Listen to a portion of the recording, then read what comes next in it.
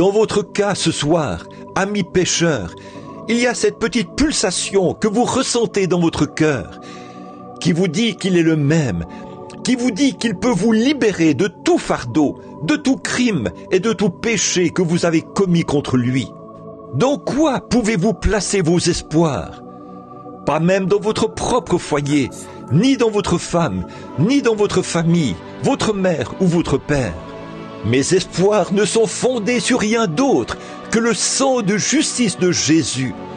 Quand tout ce qui environne mon âme s'effondre, il est toute mon espérance et mon soutien. Sur Christ, ce rocher solide, nous nous tenons. Tout autre sol est du sable mouvant. L'Église, les amis, peu importe ce que c'est, toutes ces choses tirent à leur fin. Mais lui, il vit éternellement. Et parce qu'il vit, nous vivons avec lui. Que donneriez-vous en échange? Que pourriez-vous donner? Et si Dieu vous appelait ce soir à répondre au jugement, que feriez-vous à ce sujet?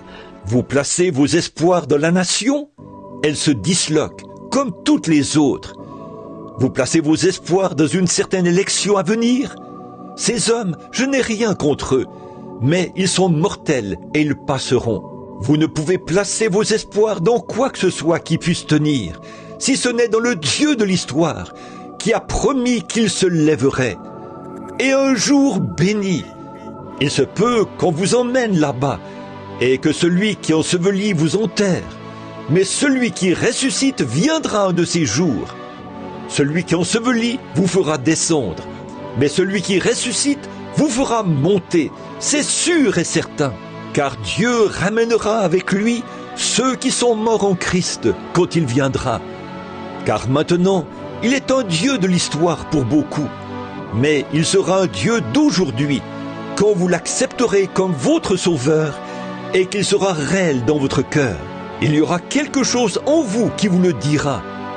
Il se peut que vous n'ayez aucune émotion, il se peut que vous ne pleuriez pas, il se peut que vous ne parliez pas en langue, il se peut que vous ne couriez pas, il se peut que vous ne poussiez pas des cris, mais il se passera quelque chose que vous saurez, qui vous fera savoir que quelque chose s'est produit. Votre vie va cadrer avec cela, aussi longtemps que vous vivrez.